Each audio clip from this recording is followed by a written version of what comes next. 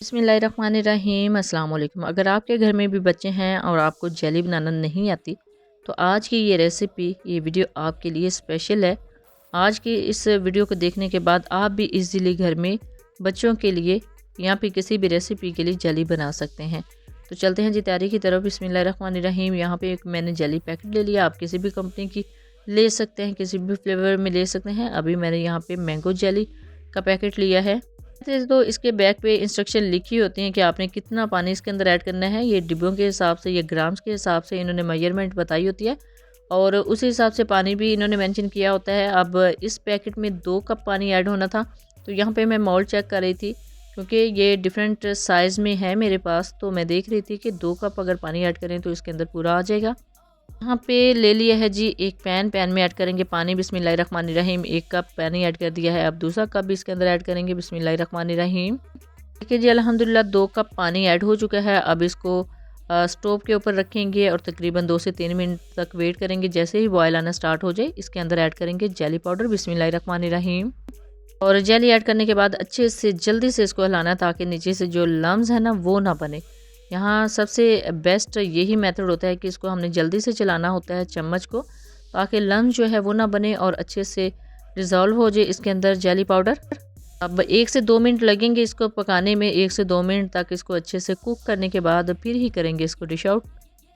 तो अल्हम्दुलिल्लाह यहाँ पे टाइम मैं काउंट कर रही थी साथ साथ। तो 1 से 2 मिनट के लिए इसको कुक कर लिया है और इससे ज़्यादा इसको कुक नहीं करना क्योंकि ये फिर ख़राब हो जाती है। तो अल्हम्दुलिल्लाह जेली बिल्कुल रेडी हो गई है। इसको करते हैं सेट मोल्ड में। बिस्मिल्लाहिर्रहमानिर्रहीम।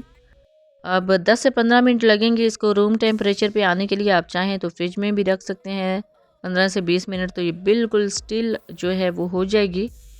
अभी ये बहुत ज़्यादा गर्म है, इसको इसी स्टेज पे फ्रिज में नहीं रख सकते। इसको थोड़ा सा ठंडा होने देंगे, यानी थोड़ा सा जो रूम टेम्परेचर पे आ जाए तो फिर इसको हम फ्रिज में रखेंगे।